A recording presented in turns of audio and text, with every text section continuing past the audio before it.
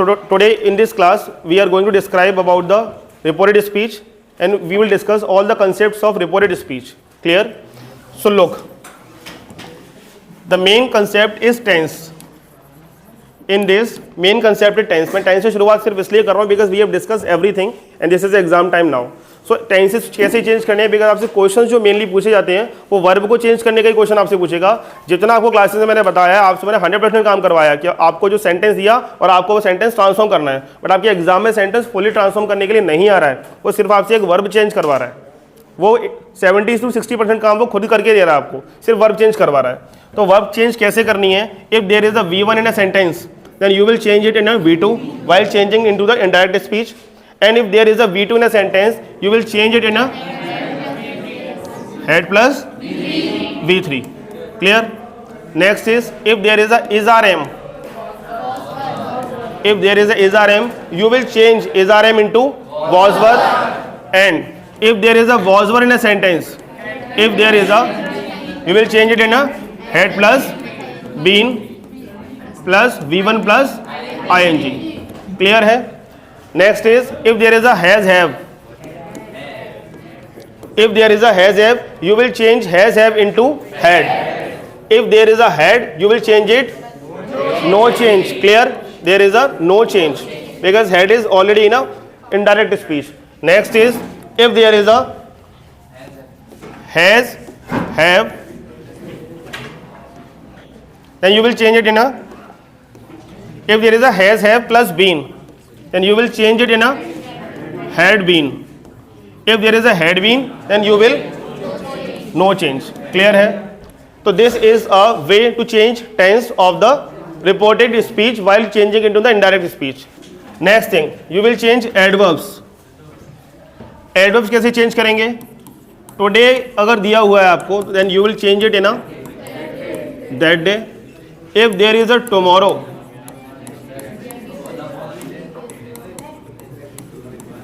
the next day. If there is a yesterday, you will change it in a previous day, right? If there is a can, you will change it in a could, may, might. If there is a may, you will change it in a might. And if there is a will, would. Clear? If there is a here, but कुछ ना बहुत हमारे बच्चे होशियार, वो कहते हैं sir देर को किस में चेंज करूं? देर को किस में चेंज करेंगे? No change. देर का कोई चेंज नहीं होगा भाई, देर जो देर है वो देर ही रहेगा. वो पहले से ही आपका एडवर्ब चेंज हो चुका है. ठीक है, ध्यान रखिए. ये आपकी मॉडल्स हो गए, ये आपके एडवर्ब्स हो गए. ठीक है, ये भी क्या आपके एडवर्ब्स हैं. बात समझ आ रही है? बेसिक ही पूछ रहा है आपसे, कोई टफ नहीं पूछने वाला, बट याद रखिएगा जितने भी एडवर्ब्स आपको कराएं आपको याद होनी चाहिए, दिमाग में होनी चाहिए. क्लियर है? मस्ट. मस्ट आपका sometimes it's change into have to and sometimes in had to. It depends on the context of sentence. It depends on the tense of the sentence in which it is given. तो एक बार कई बार आपका वो have to में भी change होता है, कई बार आपका हैड टू में भी चेंज होता है. डिपेंड करता है कि उससे पहले वाला लिखा हुआ जो क्लॉज है वो किस टेंस में है. क्लियर है? बात समझ आ रही है? ये आपका कंसेप्ट होगा किसके? डायरेक्ट इनडायरेक्ट के. ठीक, तो V1 आपको चेंज करनी है V2 में, V2 आपको चेंज करनी है had plus V3. If there is a is-rm, was-were, has have, had में had, has been, have been, had been, no change. Clear है? ये आपका डायरेक्ट इनडायरेक्ट के कॉन्सेप्ट्स हुए. Let's start now. Now we are going to solve some exercises of editing. Clear है? It means there is a error in every sentence and you will have to find out the error and correction too. बात समझ आ रही है? आपको error ढूंढना है, उसका करेक्शन भी ढूंढना है. तो अभी मैं आपको ढूंढने के लिए बहुत ज़्यादा टाइम तो नहीं देने वाला, सीधे डिस्कशन करते हैं कि किसमें क्या आने वाला है. देखिए जरा, over eating is one of the more wonderful. अब वन ऑफ द के बाद हमेशा क्या आता है? वन ऑफ द के बाद मोस्ट आता है. कुछ भी कह दोगे, कुछ भी कह दोगे क्या? हाँ, यहाँ पर द लगा हुआ है भाई, इसलिए मोस्ट आ रहा है. ऐसा कोई नियम नहीं है कि वन ऑफ द के बाद मोस्ट आता है. ठीक है, द लगा हुआ है इसलिए मोस्ट आ रहा है। Clear? Practices among those which think that they just before the class I made you understand that we should use who for living things, which for non-living things and that for both. Clear? But that जो both वाला है उसके भी कुछ अलग rules हैं। अभी आप यहाँ पर देखिए, यहाँ पर किसकी बात कर रहा है? One of most wonderful practices among those, उन लोगों के लिए जो सोचते हैं, क्या होगा यहाँ पे? Who think that they can afford it. In fact that is said that. अब that is said that, अगर that is said that होता भाई तो that तो पास्ट के लिए यूज करते हैं। इसका हम बात करेंगे, इसको एडवर्बियल फॉर्म में देखें तो that तो हमारा पास्ट टेंस को शो करता है, लेकिन ये क्या कह रहा है? is। तो ऐसा कहा जाता है, क्या होगा यहाँ पे? it is said that near all those who can get as much, near all those who can get as much। यहाँ पे शांति से बिल्कुल फोकस होकर के पहले देखना है, इतनी आसानी से एरर नहीं मिलने वाली आपको। बट आपको जब भी एरर ना मिले, एरर तो है मिल आपको ही नहीं रही, तो जब भी एरर ना मिले तो आपको स्टेप बाय स्टेप चलना है कि पहले आपको सब्जेक्ट चेक करना है कि वर्ब को सेटिस्फाई कर रहा है या नहीं कर रहा। फिर आपको क्या देखना है? सेंटेंस का एडवर्ब चेक करना है, वो भी ठीक है तो सेंटेंस में प्रीपोजिशन चेक करनी है, वो भी ठीक है अगर तो आपको कंजक्शंस चेक करने हैं। ठीक है, अकॉर्डिंगली चलना है। तो जैसे मैंने देखा यहाँ पर कि दोज लिखा हुआ है, ऑल लगा हुआ है, कोई दिक्कत नहीं, डिटरमिनर आ गया। उसके बाद हु लिविंग के लिए आता है और दोज लिविंग की हम बात स्टार्टिंग से ही कर रहे हैं। उसके बाद कैन अगर है तो कैन के लिए सिंगुलर प्लूरल की कोई बात नहीं होती, बिकॉज मॉडल्स के केस में आपका सिंगुलर के साथ भी सेम मॉडल आएगा और प्लूरल के साथ भी आपका सेम मॉडल आने वाला है। क्लियर है? ये बात होती है। गेट एज मच एज, अब मैं मच में एरर ढूंढ सकता था, मैं एरर मच में ढूंढ सकता था, लेकिन यहाँ पर देखो आगे डिजायर लिखा हुआ है तो डिजायर्स के लिए तो मच ही यूज होगा, मैनी तो यूज हो भी नहीं सकता। क्लियर है? तो एरर किस में आपका? इस नियर में एरर है। नियर की जगह क्या आने वाला है आपका? नियरली। नियरली आ रहा है। सर अब ये नियरली क्यों आ गया? बिकॉज ये वर्ब को डिफाइन कर रहा है और वर्ब को डिफाइन करने के लिए हम किसका यूज करते हैं? एडवर्ब का यूज करते हैं। क्लियर है? मेरी बात समझ में आ रही है? कोई भी वर्ड अगर वर्ब को डिफाइन कर रहा है तो उसको हम एडवर्ब यूज करेंगे, दैट इज नियरली। क्लियर है? As I desire over it to there, बताइए, as I desire over it. आप यहाँ पे फोकस करिए, अगर आप सेंटेंस को पूरे के पूरे पैराग्राफ को स्टार्टिंग से पढ़ते हुए चल रहे हैं तो देखिए यहाँ पर एक बार फिर से पढ़ते हैं इस एरर को ठीक करने के लिए। One over eating is one of the most wonderful practices among, among लग गया तो दो भी नहीं होंगे, दो से ज्यादा होंगे, दो से ज्यादा होंगे अगर अमंग लग गया तो। Those who think that they, अब देखो फिर से यहाँ पे दे आ गया। उसके बाद can afford it, in fact this it is said that all those, again those use हो रहा है, मतलब फिर से प्लूरली यूज हो रहा है। तो जब प्लूरली यूज हो रहा है तो यहाँ पर भी ही कैसे आ गया? यहाँ पर ही कैसे आ गया? क्या आना चाहिए यहाँ पे? There, sorry as much as they, there नहीं आएगा, दे आएगा क्योंकि वर्ब आई है, डिजायर आया। ओवर इट टू देयर, अब देखो यहाँ से भी एक आइडेंटिफिकेशन था हमारे लिए कि देयर यहाँ पर अगर आया है तो यहाँ पर क्या होगा? दे ही होगा। अगर पहले से एडजेक्टिव मेरा प्लूरल है तो मेरा नाउन भी तो प्लूरल ही रहा होगा, प्रोनाउन भी तो प्लूरल ही रहा होगा, ये भी आपका लॉजिक था। दिस क्लास ऑफ पीपल्स, देखिए अंधे को भी दिख जाएगा, ये तो पीपल्स कोई शब्द नहीं होता बेसिक फॉर्म में। अगर हम लेवल की बात करें तो पीपल्स अभी आपके लिए कोई शब्द नहीं होता। पीपल आपका ऑलरेडी क्या है? प्लूरल है। लेकिन और अगर लेवल की बात करें तो पीपल्स क्या होते हैं? राष्ट्र के झंडे होते हैं, जिसका यहाँ पे कोई मीनिंग नहीं है, इसीलिए आप सिंपली याद रखिए कि पीपल हमारा ऑलरेडी प्लूरल है। ठीक है, तो ये आपका एरर किसमें हो गया? पीपल। पीपल आपका यहाँ पर वर्ड आने वाला है। Next is save the great deal more than, more food than. अब देखिए यहाँ पे मोर लगा हुआ है, मोर क्या है? कंपेरेटिव डिग्री है और कंपेरेटिव डिग्री के साथ देन आता है, कोई दिक्कत नहीं है। ठीक है, और चेक करते हैं सेव में कोई दिक्कत नहीं है क्योंकि प्रेजेंट की तो बात कर रहा है। यहाँ पे कोड है, देखिए कोड क्या है? मॉडल है, मॉडल के बाद हमेशा वी1 आती है, कोई दिक्कत नहीं है, ये भी सही है। अब लिखा है द ग्रेट डील, तो द ना होकर के क्या होना चाहिए था? हाँ, एक डील ही तो बात करी है उसने, a great deal.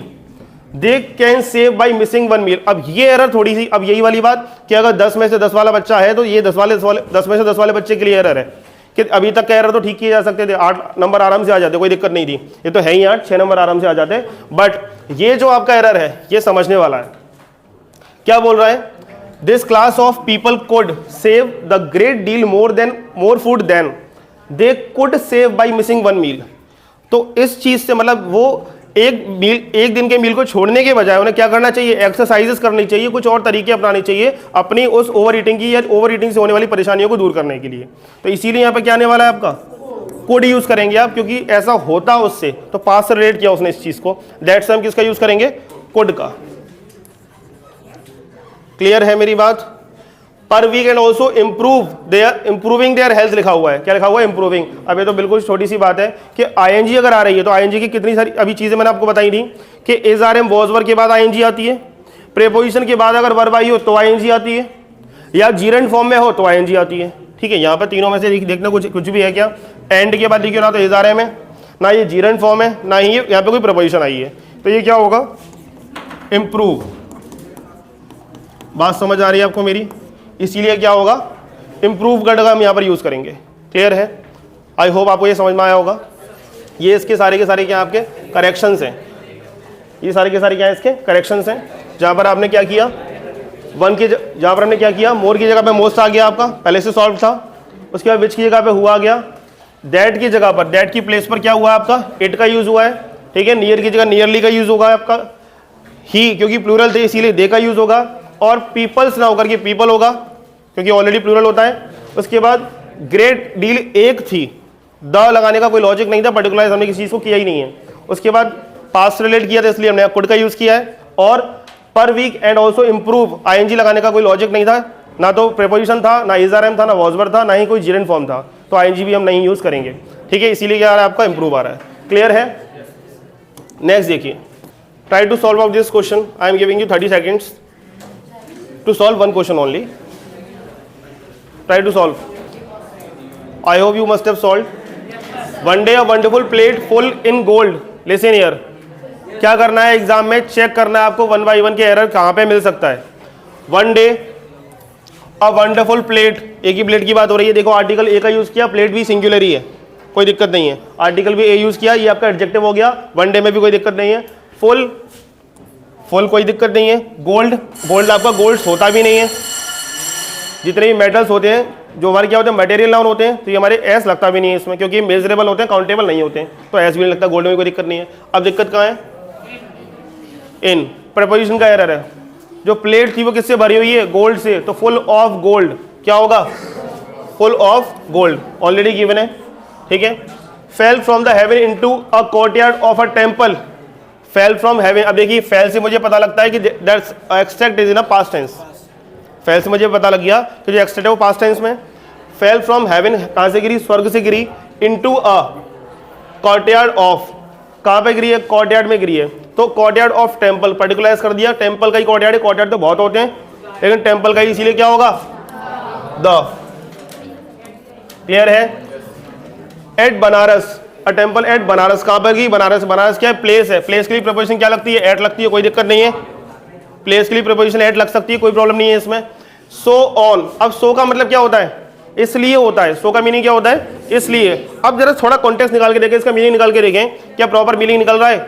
Full of gold from the heaven into the courtyard of temple at Banaras, मतलब स्वर्ग से गिरी है इसलिए। इसलिए उसके अंदर क्या है? कुछ वर्ड्स इंस्क्राइब्ड है। ये तो कोई लॉजिक नहीं हुआ कि स्वर्ग से गिरी है इसीलिए वर्ड्स इंस्क्राइब्ड है, कोई लॉजिक नहीं है इस बात का। ठीक है, तो जब लॉजिक नहीं है तो सो में एरर होगा। फिर जो सो में एरर है तो क्या होगा? Table Banaras and on the plate, क्या होगा? And on the plate the words were. अब देखिए वर आ गया। अब वर के लिए आपको ये चीजें बताई हुई है मैंने कि is are am was were के बाद या तो आईएनजी आती है या V3 आती है, या तो आईएनजी आती है या V3 आती है। जैसे देखेंगे इसको ध्यान से, चलिए यहीं पर देख लो। Is are am was were या तो आईएनजी आती है, V3 आती है। तो is are am was were जब आईएनजी आएगी तो क्या होगा? हमारा प्रेजेंट कंटिन्यूअस टेंस और पास्ट कंटिन्यूअस टेंस होगा। और अगर V3 आ रही है तो पैसिव वॉइस, क्या होगा? Passive voice. तो यहाँ पर आप देख पा रहे हैं the plates is words were, तो क्या वो वर्ड्स जो है वो खुद से इंस्क्राइब्ड हो गए होंगे? किए गए होंगे ना किसी और के द्वारा। जब किसी और के द्वारा किए गए होंगे तो क्या लगेगा यहाँ पे? V3 इंस्क्राइब्ड, क्या होगा? इंस्क्राइब्ड। क्लियर है? A gift from heaven to he who, a gift from heaven to he who. देखिए जरा, अब ये जो वर्ड्स हैं एज इट इज यही वर्ड्स लिखे हुए, तो इसको देखिए कंफ्यूज नहीं होना आपको। ये लाइंस इन्वर्टेड कॉमास देखो यहाँ पे गिवन है पहले से ही। A gift from heaven to, preposition आ गई। प्रीपोजिशन के बाद अभी क्या बताया था कि अगर वर्ब आएगी तो आईएनजी फॉर्म में होगी, लेकिन अगर कोई नाउन या प्रोनाउन आ रहा है, अगर कोई प्रोनाउन वहां पर होता है तो प्रोनाउन आपका किस में होगा? हमेशा ऑब्जेक्टिव केस में होगा। किस में होगा? ऑब्जेक्टिव केस में प्रोनाउन आपका होगा। तो ही का ऑब्जेक्टिव केस क्या होगा? क्या होगा? हिम। तो यहां पर आप क्या लिखेंगे? हिम। To him.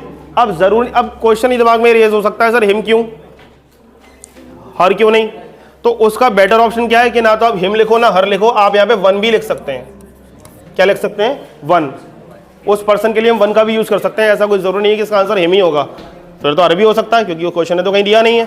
ठीक है, अब एक रूल में आपको बताया था कि जब बेटा कुछ भी समझ में ना आए तो आप हिम लगा देना, लेकिन यहाँ पे हम वन से भी काम चला सकते हैं इस जगह पर। ठीक है, वन भी लग सकता है। लव्स बेटर, अब देखिए अभी अभी देखा था, पहले तो इसको देख लो आप कि यहाँ पर कोई एरर दिख रहा है। द प्रीस्ट एट वंस, तो प्रीस्ट लिखा हुआ है, पुजारी कई सारे भी हो सकते हैं, जरूरी नहीं है, ऐसा नहीं लगता है तो। ठीक है, और उसने आगे भी V2 यूज किया तो मैं पता भी नहीं लगा सकता कि सिंगुलर होगा प्लूरल होगा, तो यहाँ पर तो मैं एरर फाइंड आउट कर नहीं सकता। ठीक है, अब देखिए लव्स बेटर, अब बेटर जो है, बेटर क्या कंपेरेटिव डिग्री है, कंपेरेटिव डिग्री तब तक यूज नहीं होगी जब कंपैरिजन नहीं होगा, जब तक कंपैरिजन ही नहीं होगा तो मैं कंपेरेटिव डिग्री यूज क्यों करूंगा। यहाँ पे आगे देन भी नहीं दिया तो क्या होगा, लव्स बेस्ट, लव्स बेस्ट, क्या होगा यहाँ पे, loves best. Made announcement that every, announcement, अब बताइए एरर किसमें होगा, इसमें क्या होगा, एन, अनाउंसमेंट लिखा हुआ है, ए ई आई यू की साउंड आएगी, क्या होगा, an. Next is day at noon, all which would like, अब ये ऑल किसके लिए यूज कर रहा है, किसी पर्सन के लिए ही कर रहा है, किसी न किसी पर्सन के लिए ही तो कर रहा है ऑल का यूज। जब ऑल का यूज पर्सन के लिए हो रहा है तो यहाँ पे क्या होगा, who. Next is to claimed the plate should come, अब ये क्वेश्चन भी गलत करके आओ तो मैं कह रहा हूँ थोड़ा पिटने आ जाना मेरे पास पहले, तब अगले पेपर की तैयारी करना। क्या होगा इसमें, क्लेम 2 + V1। क्लियर है, सबको क्लियर है, ओके। तो आई थिंक आप अगर इसमें गलती कर रहे होगे, अगर गलती आपसे होती है तो या तो 100 वाले में हो सकती थी, 100 वाले में एरर तो ढूंढ लेते, करेक्शन में गलती शायद हो सकती थी। ठीक है, एक बेटर वाले में आपसे गलती हो सकती थी, है ना, बाकी तो सब इजी था, अंडरस्टैंडेबल था, जिसने पढ़ाई की है वो कर पाएगा इसको। क्लियर है। Next, the entire household was in the control of my mother in law, जो पूरा हाउस होल्ड था वो किसमें था, कंट्रोल में था मेरी मदर इन लॉ के। She was the majestic figure, very fair and very serious. She was rigid on the orthodoxy, वो किस पर रिजिड थी, अपनी ऑर्थोडॉक्सी। मतलब क्या होता है, रिजिड मतलब होता है जिद्दी होना, एक ही जगह पर रुके ना, कुछ भी हो जाए मैं अपनी बात से नहीं बिल्कुल हटूंगा। रिजिड मतलब, ऑर्थोडॉक्सी मीन्स क्या होता है, दकियानुसी, एक ऐसा पर्सन जो कि पुरानी हालत वाला हो, जो अभी भी पुराने ट्रेडिशंस को मान रहा हो, that is known as orthodoxy. ठीक है, the entire household was, what is the correction, under, क्या होना चाहिए यहाँ पे, under the control for my mother in law, control of, क्या होना चाहिए, of. She was the majestic figure, very fair, she was, अबे फिगर एक ही तो है, she was a majestic figure, she was a majestic figure, very fair and very serious. She was rigid on her orthodoxy, तो यहां पर भी preposition की ही एरर है आपकी। देखो शी वॉज में कोई एरर नहीं है, रिजिड ऑन नहीं होगा, क्या होगा, प्रीपोजिशन के, रिजिड के साथ प्रीपोजिशन की क्या यूज होती है आपकी, इज यूज होती है, rigid in her orthodoxy. No one dare to argue with her, क्या होना चाहिए, no one dare to argue with her. तो आप लोग अभी टेंस चेक करो, वॉच चल रहा है, यहाँ पे ही वॉच चल रहा है, यहाँ पे ही वॉच चल रहा है, तो क्या होगा, dared, no one dared. Clear है, ये आपको ध्यान से देखना है, नो वन डेयर्ड। बात समझ आ रही है, क्लियर है। अभी एक और, we will solve one more. Now try to solve this, try to solve this. Master Chandgi Ram's daughter Deepika Kaliram have, obviously बात है, क्या हो रहा है, मास्टर चांदगी राम्स डॉटर, तो ये तो नाम पता बताया उसका बस कि इनकी बेटी है, इनसे तो कोई मतलब है नहीं।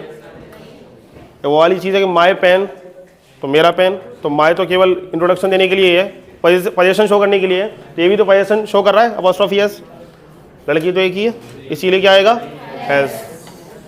सेटअप द रेसलिंग सेंटर, अब क्या होगा यहाँ पे, एक रेसलिंग सेंटर खोला है ना, तो क्या होगा, रेसलिंग सेंटर ऑफ गर्ल्स, नहीं, मतलब ऑफ गर्ल्स का मीनिंग पता क्या होगा, कि रेसलिंग सेंटर यहाँ पे लड़कियां बनाई जाती हैं, यही मतलब तो हो गया। लेकिन फॉर गर्ल्स यहाँ पे लड़कियों को रेसलिंग सिखाई जाती है, लड़कियों के लिए खोला है, लड़कियों का थोड़ी ना खोला है, लड़कियों का रेसलिंग सेंटर बनाया है, लड़कियों के लिए खोला है। तो ध्यान से सोच समझ के खासकर, ठीक है। For stop talking, Deepika is the eldest daughter of a wrestling गुरु चांदीराम, ठीक है। अब इसमें तो कोई एरर है नहीं।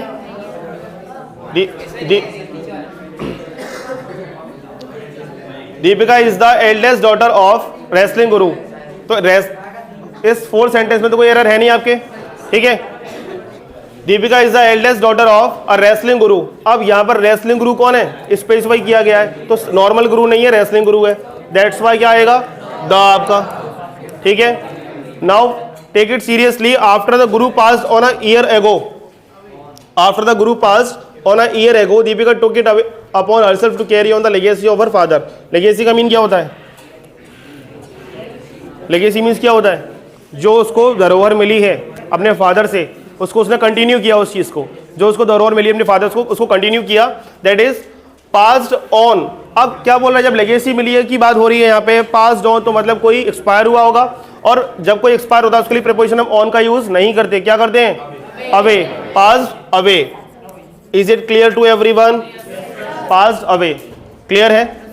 तो I hope you have understood, you have got the revision of the editing and omission. बात समझ में आ गई आप लोगों को, ठीक है, ओके। तो इसको भी यहीं क्लोज करते हैं।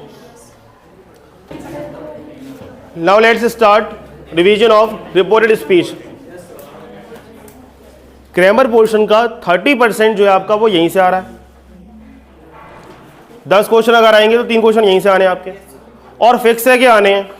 मीन्स सिंपल बात समझिए, 7 क्वेश्चंस को करेक्ट करने के लिए आपको 4 टॉपिक पढ़ने हैं, और 3 क्वेश्चन को करेक्ट करने के लिए वाले एक ही टॉपिक पढ़ना है। तो फायदे वाली चीज है कि नहीं, मतलब 7 क्वेश्चन को करेक्ट करने के लिए आपको 4 टॉपिक अलग से पढ़ने पड़ रहे हैं। और वो डिटर्मिनेंट नाम का जो टॉपिक है वो सिर्फ डिटर्मिनेंट नहीं है, वो प्रोनाउन भी पढ़ा देता है, आर्टिकल भी पढ़ा देता है, सारे डिटर्मिनेंट्स तो पढ़ाता ही है, अकेला नहीं है, इकलौता नहीं है। तो इसको करेक्ट करने के लिए आप इसको अगर ध्यान से देखेंगे तो 3 नंबर पक्के हो रहे हैं यहाँ से, हमारे 3 मार्क्स हमारे बिल्कुल पक्के हो रहे हैं। तो be focused here. Doctor, have you got the test done, have you got the test done, क्या टेस्ट हो गया। Karan, no I have not. Doctor, get them done today itself, आज उसे करवाओ उसको, मतलब उनसे। Karan, I will. तो doctor ask Karan, have you got the test done. Now before giving answer, first of all you should identify what type of sentence is it, is it from the helping verb और from the WH word. बात समझ आ रही है, पहले आपको ये identify करना है कि ये किसमें से है, WH वर्ड में से, हेल्पिंग वर्ब में से है। तो हैव से शुरू हो रहा है, क्लियर है। तो डॉक्टर आस्क करण, कैसे बनेगा ये, if there is a subject you, you हमारा सेकंड पर्सन है, ऑब्जेक्ट के साथ चेंज होगा। ऑब्जेक्ट क्या है इसका, ही, डॉक्टर के लिए बनेगा if he had got the test done. क्या होगा, if he had got the test done. He replied that no I have not, he replied that he had not. Simple लिख सकते थे हम लोग, he replied in negative, but इसने conjunction लगा के दिया है तो मुझे क्लॉज बनाना पड़ेगा। सिंपल में बना सकता था इसको, ही रिप्लाइड इन नेगेटिव, बट उसने कंजक्शन लगा के दे दिया ना, तो मुझे क्लॉज बनाना ही पड़ेगा, मुझे सब्जेक्ट लिखना पड़ेगा, वह भी लिखनी पड़ेगी, नहीं तो मैं सीधे काम चला सकता था। Next is the doctor asked gate them done today itself. Now again identify the sentence before solving it. It is being started with the V1। अगर जो सेंटेंस हमारा V1 से शुरू होता है वो हमेशा कौन सा होता है, इंपेरेटिव होता है। और इंपेरेटिव सेंटेंस को करेक्ट करने के लिए क्या चाहिए होता है, टू चाहिए था कंजक्शन हमारा। यहाँ पर कंजक्शन दैट नहीं टू बनता है, कंजक्शन हमारा दैट नहीं टू बनता है। आप दिमाग में सेट रखिए कि टू हमारी प्रीपोजिशन भी होती है और कंजक्शन भी होती है, ठीक है। देखिए जरा ध्यान से, the doctor asked Karan, Karan assured the doctor, पहले तो हमें यही वाला सॉल्व करना है। The doctor asked Karan to get them done that day, ठीक है। इटसेल्फ ही रहने दो। आस्क यहाँ पे पूछने से मतलब नहीं है, आस्क यहाँ पे कहने से मतलब है। मैंने आपको ये क्लासेस में बताया हुआ है, जिस समय आस्क का मतलब कहना होगा तो वहां पर कंजक्शन हमारा दैट लग सकता है और टू लग सकता है। जिस समय आस्क का मतलब कहना होगा वहां पर कंजक्शन हमारा दैट और टू होगा, और जिस समय आस्क का कंजक्शन पूछना होगा उस समय पर आपका क्या बनेगा, इफ या वेदर लगेगा या आपका WH वर्ड लगेगा। तो फोकस रखा करिए जब पढ़ाया जाता है। आस्क के 3 मतलब होते हैं आपके, सुनिए ध्यान से। आस्क के 3 मतलब होते हैं कहना, मांगना और पूछना। कहना, मांगना और पूछना। यहाँ पे मांगने का तो कोई लॉजिक है ही नहीं, कहने का और पूछने का है।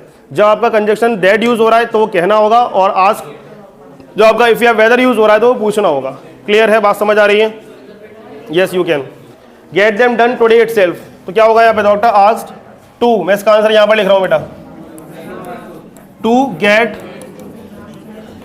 Them done by that day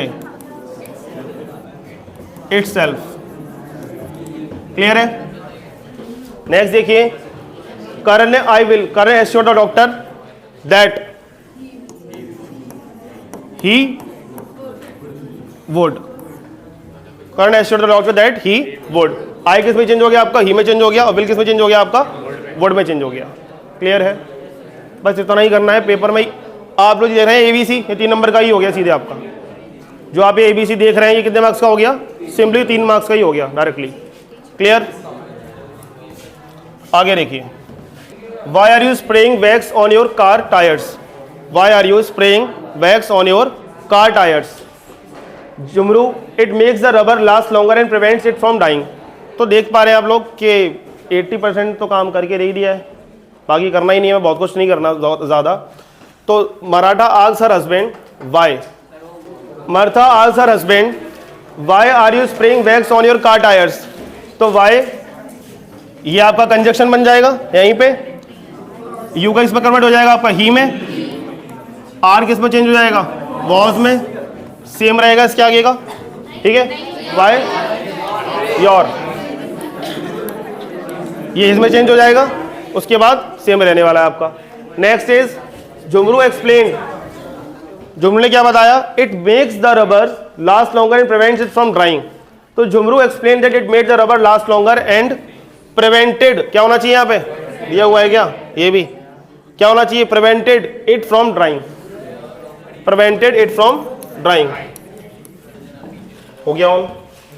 देखिए इसमें क्या देख रहा था मैं, हमने यहां तक कर लिया था इसको सॉल्व। अब ये वाला क्वेश्चन था। अब अगर ऐसी इसको मैं समझ लीजिए, इसको फोकस्ड हो गया पूरा। इसको अगर मैं V1 मानूं सपोज, तो ये हमारा क्या हो गया कि इंपेरेटिव सेंटेंस बन जाएगा।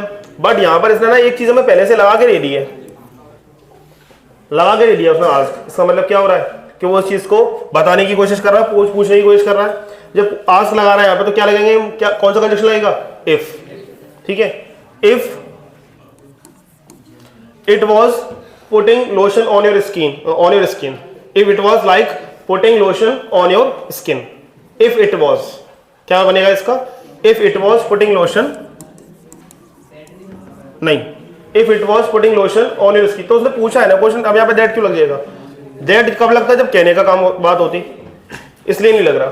ठीक, जुमरू agreed and commented। अब क्या बोला जुमरू ने, yes बोला, and agreed। Now I see you are beginning to get the point। क्या बोल रहा है, agreed and commented that he could see that, he could see that। अब इसको आपको चेंज करना है, he could see that, you को किस चेंज होगा, she में, she was beginning to get the point, she was beginning to get the point। तो इस तरीके के एक्सट्रैक्ट में जिसमें आपको एक ही एक्सट्रैक्ट में 4 क्वेश्चन आपसे पूछे हैं, उनको ध्यान से देखिए और फोकस होकर करिए।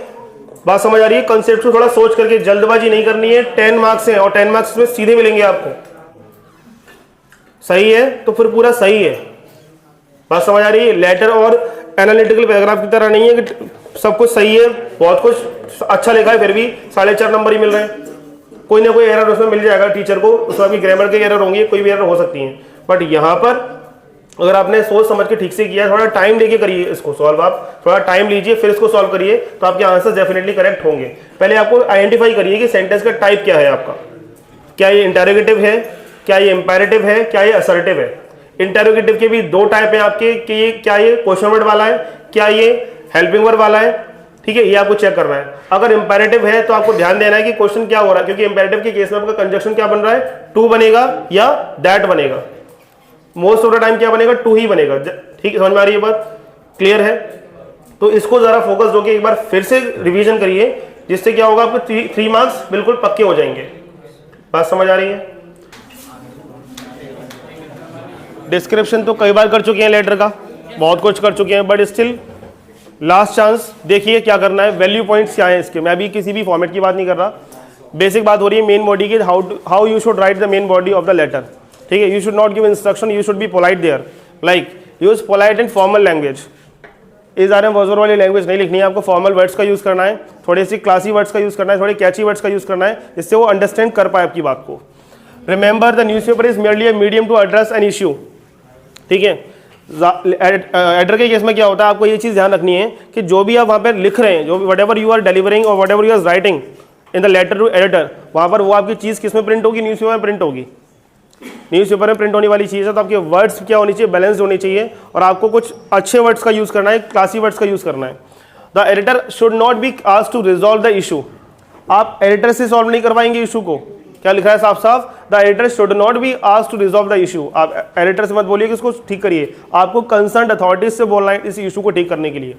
बात समझ आ रही है? आपको कंसर्न अथॉरिटीज से एक रिक्वेस्ट करनी है, अपील करनी है कि जो भी आपकी प्रॉब्लम है उसको वो ठीक करें। यही मैंने आपको स्टार्टिंग में बताया था। क्या बताया था, फिर से सुन लीजिए कि जब भी आप लेटर लिखना शुरू करें, first of all you should describe the problem and then you will describe the effects of the problem. जो भी आपको प्रॉब्लम थी, सपोज आपकी इलेक्ट्रिसिटी की प्रॉब्लम थी, तो उस इलेक्ट्रिसिटी की प्रॉब्लम से क्या क्या इफेक्ट्स आपके ऊपर पड़ रहे थे उस चीज़ के, क्या आपको चीज़ें बियर करनी पड़ रही थी। ठीक है, जब आपने पूरा डिस्क्रिप्शन उसको दे दिया, then you can suggest a safety measures, कि क्या क्या उसके मेजर्स हो सकते हैं उस प्रॉब्लम को ठीक करने के। जब आपने ठीक करने के लिए भी सजेशंस जब आपने दे दिए, फिर आप क्या करेंगे, कंसर्न अथॉरिटी से रिक्वेस्ट करेंगे कि जल्द से जल्द यानी एज सुन एज पॉसिबल उन सेफ्टी मेजर्स को अप्लाई करें और उस प्रॉब्लम को ठीक करें। इतना कंप्लीट करने के बाद आपका लेटर कंप्लीट हो जाएगा। अगर आप इन 4 पॉइंट्स को दिमाग में रखते हैं कि पहले मुझे प्रॉब्लम को इंट्रोड्यूस करना है, फिर उसके फैक्ट्स बताने हैं, फिर क्लोजिंग लाइन्स में आपको रिक्वेस्ट करनी है और अपील करना है उससे कि इन सेफ्टी मेजर्स को इंप्लीमेंट करें। ठीक है, इतने में आपका लेटर कंप्लीट हो जाएगा। और try to write down the letter in paragraphs, at least 3 paragraphs आपको होने चाहिए। मैं आपको फिर छोटी छोटी चीज़ें बता दे रहा हूँ एक बार कि आपको क्या ध्यान रखना है। पहली चीज़, जो आपका सेंडर एड्रेस होगा, सेंडर एड्रेस जो आपका होगा बेटा, वो आपका एटलीस्ट 2 to 3 लाइन्स, 2 से 3 लाइन्स में आपका एड्रेस होना चाहिए। ठीक है, डेट लिखने का फॉर्मेट, डेट लिखने का जो फॉर्मेट है, तो वहां पर आप कभी भी डेट वर्ड का यूज नहीं करते। ध्यान रखेंगे, डेट वर्ड का यूज आपको नहीं करना है, बिल्कुल भी नहीं करना। ठीक है, डेट लिखने का तरीका आपका क्या है, सपोज मुझे लिखना है यहाँ पे 13 फरवरी,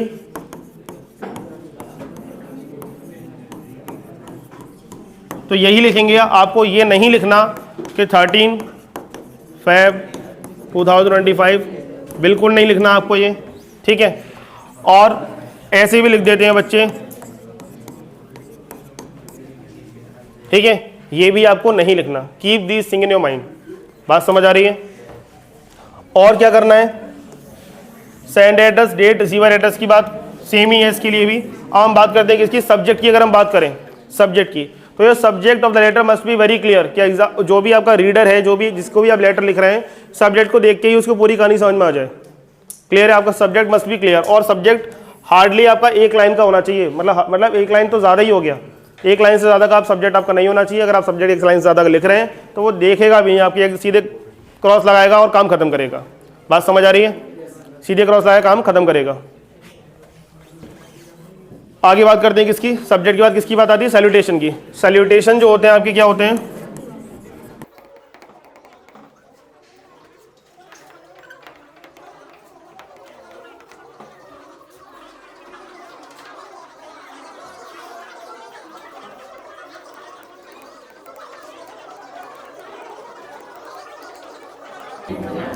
रिस्पेक्टेड सर या मैडम ही लिखना है, मैम नहीं लिखेंगे आप।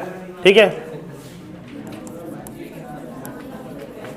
ऑनर्ड लिख सकते हैं, ऑनर्ड यहां पर आप ये यूज कर सकते हैं। ठीक है,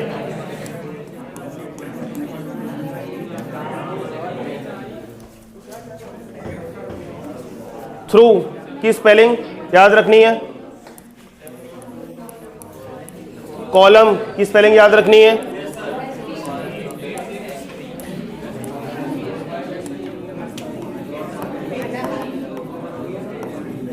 एस्टीम्ड आपको याद रखना है, ठीक है, योर्स आपको याद रखना है। ये छोटी छोटी फॉर्मेट वाली मिस्टेक्स मत करिएगा। Look, write a letter to the editor of an English daily making a plea to common people to which switch over to solar energy to conserve electricity and limit electricity bills. आपको क्या करना है, एक letter लिखना है editor के लिए, जिससे क्या होगा, common people to switch over to solar energy. आपको क्या करना है कि लोगों को ये प्ली करनी है, लोगों को ये बताना है, ये आपको एक अपील करनी है कि जो आप लाइट यूज कर रहे हैं वो सोलर एनर्जी वाली यूज करें, जिससे क्या होगा, conserve electricity and limit electricity bills, जिससे आपकी इलेक्ट्रिसिटी बचेगी और बिल्स भी कम आएंगे। Sender address 2 to 3 lines, date, comma जरूर लगाना है। जो आपका एडिटर वाला है पोर्शन है वो भी 3 लाइन का या 2 लाइन का। देन सब्जेक्ट 1 लाइन से ज्यादा का नहीं होना चाहिए, appeal to switch over to a solar energy. Clear है। नेक्स्ट इज सर, यहाँ पर रेस्पेक्टेड सर ही लिखेंगे या honoured. Through the medium of your esteemed newspaper I wish to draw attention और make a plea to the common people to switch over to using the solar energy. ठीक है, to use of the solar energy, this will be a positive step to direction to conserve electricity and to also limit electricity bills. तो क्या बोल रहा है, पहले आपको ये बताना है कि आपका ऑब्जेक्टिव क्या है, क्योंकि यहाँ पर कोई प्रॉब्लम नहीं है, बस एक अपील करनी है लोगों से अपील करनी है। तो लोगों से जब अपील कर रहे हैं तो आपको उसकी पॉजिटिविटी, हमेशा पॉजिटिव बातें करनी होंगी इसके अंदर, ताकि लोग उसको सुने और ग्रैब करने की कोशिश करें। Recently, I saw an advertisement in the newspaper where in Raj Solar Sales Service brings in an array of solutions from solar cookers। अब इसने क्या बता रहा है कि मैंने एक एडवर्टीजमेंट देखा, आपको क्या बताएगा कि इन्फॉर्मेशन मुझे कहाँ से मिली और कैसे मिली, उसके क्या क्या फायदे हैं। तो solar cooker, solar lantern, solar heating, ये सारी चीज़ें अगर हम अपने होम्स में यूज़ करेंगे, जो कि इलेक्ट्रिकल अप्लाइंसेज हैं, अगर सोलर यूज़ करेंगे तो क्या होगा, इलेक्ट्रिसिटी बचेगी। They claim that they cater to cities around the world and offer the most competitive prices. तो क्या बता रहा है कि ये जो चीज़ें हैं बड़े मतलब कॉम्पिटेटिव प्राइसेस, मतलब क्या है कि ये जो पर्टिकुलर एडवर्टीजमेंट मुझे मिला है वहाँ पर चीज़ें सस्ती मिलती हैं, जिससे क्या होगा, अगर इन चीज़ों को हम खरीदेंगे तो आसानी से मतलब खरीदी जा सकती है। क्योंकि प्रेजेंट टाइम में हम देखें तो जो लोग सोलर इलेक्ट्रिसिटी की बात करते हैं तो वो पहले ये देख ले जा रही है इसमें तो बहुत ज़्यादा खर्चा भी हो रहा है। तो गवर्नमेंट ने क्या किया हुआ है, इसको अभी सब्सिडाइज किया हुआ है कि ताकि होम डोमेस्टिक यूजेस के लिए हम इसको लगवा सकें। तो यहाँ पर प्राइसेस की बात कर रहे हैं। Solar power is a renewable energy and it does not cause pollution. तो एक और पॉजिटिव बात हमने बताई ताकि लोगों को पता लगे कि सोलर पावर जो है क्या एक रिन्यूएबल एनर्जी है, जिससे थ्रू क्या होता है, पॉल्यूशन नहीं होता। जब पॉल्यूशन नहीं होगा तो कोई भी पर्सन सोचेगा इस बात को, चलो अच्छी बात है कि मैं इन्वायरमेंट के लिए वर्क करूंगा और सस्ता भी पड़ रहा है और इन्वायरमेंट भी सेफ हो रहा है, तो क्यों ना इसको यूज़ किया जाए। तो पॉजिटिव बातें आपको करनी है। उसके बाद देखो यहाँ पे क्या हो गया, अपनी जो बात थी हमने रख दी, उसकी पॉजिटिविटी सारी शो कर दी, उसके फायदे बता दिए। देन क्या होगा, you will publish my letter in your newspaper so that more and more people realise the importance of switching over to the use of solar energy. तो उसने क्या बोला कि आप अगर मेरे इस आर्टिकल को, इस लेटर को अपने न्यूज़पेपर प्रिंट करेंगे तो ज़्यादा से ज़्यादा लोगों पर ये मैसेज कन्वे होगा कि उन्हें सोलर एनर्जी यूज़ करनी चाहिए। तो क्लोजिंग लाइन सब की हो जाएंगी। ठीक है, then your sincerely and clear है, बात समझ आ रही है। तो I hope you will understand the how to write down the letter. तो जैसे बताया है बिल्कुल वैसे ही लिख करके आना है, हर छोटी चीज़ को ध्यान रखना है। बॉक्स में बंद करके आइएगा लेटर को, ठीक है, बॉक्स में ही बंद कर देना उसको, मतलब मार्जिन उसके प्रॉपर बना देना। ठीक है, और जो गैपिंग करेंगे आप लोग, सेंड एड्रेस के बाद गैप, डेट देन गैप, वो प्रॉपर तरीके से आपका होना चाहिए। क्लियर है। Now you are free from my side.